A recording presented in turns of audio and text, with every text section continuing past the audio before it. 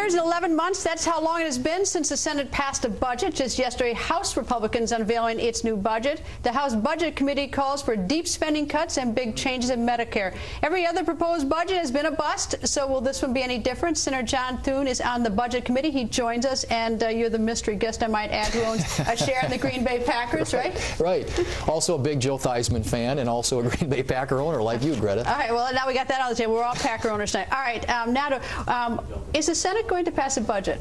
It doesn't look like it, and as you said, the House, they submitted their budget this week. They actually voted on it. The Budget Committee had cast out tonight. It's going to be on the floor, I think, next week.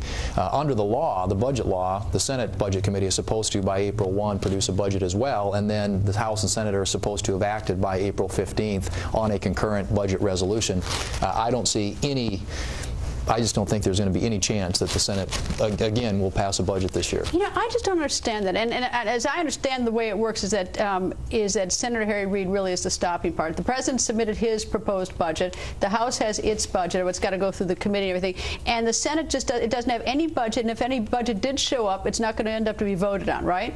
I think that's right. I think that the Budget Committee has talked about, the chairman has talked about actually doing a budget, although that's gone back and forth. But I think the message that's coming down from the leadership, from Senator Reid, is you can do a budget in the Budget Committee, but we're not going to vote on it on the floor of the Senate. And well, I think part of it is king on that. I mean, like, you know what? The whole job is to guide the country, be a steward for the country, to vote on things, to create legislation. And because of his position, he does a pocket veto to stop the whole chance of us having a budget, whatever budget we should have, but we don't even get a chance to have it considered.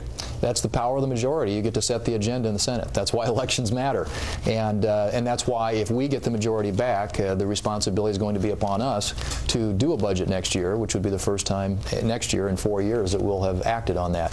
It's really unfortunate because you're not setting out before the American people your plan for getting spending and debt under control, what you're going to do to create jobs and grow the economy, and that's frankly what the House budget does, whether you like it or not. They have made an earnest effort to show the American people where they would lead this country. All right, there's something else that I want to ask you about, these new farm rules that you and 29 other senators wrote the Secretary of Labor about in December. She hasn't responded. She hadn't bothered to respond, so let me ask you, what's the problem here? We've maintained for some time, Greta, that the administration's policies are making it more expensive and more difficult for people, businesses to create jobs in this country.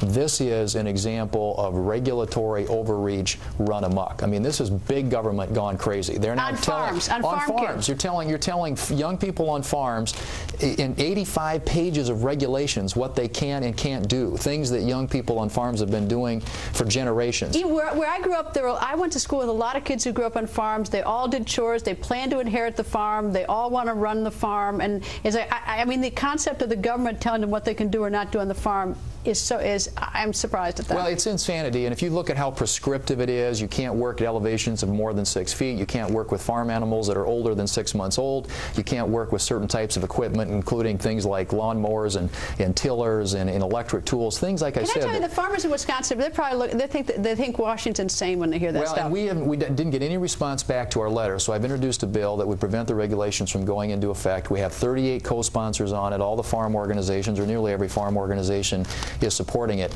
This is insanity. I mean, this really is an example of just regulations, excessive regulations gone crazy. She could at least have the decency, Secretary of Labor, to respond to your letter, but I'm taking the last word on that. All right. Senator, thank you. Thanks, Greta.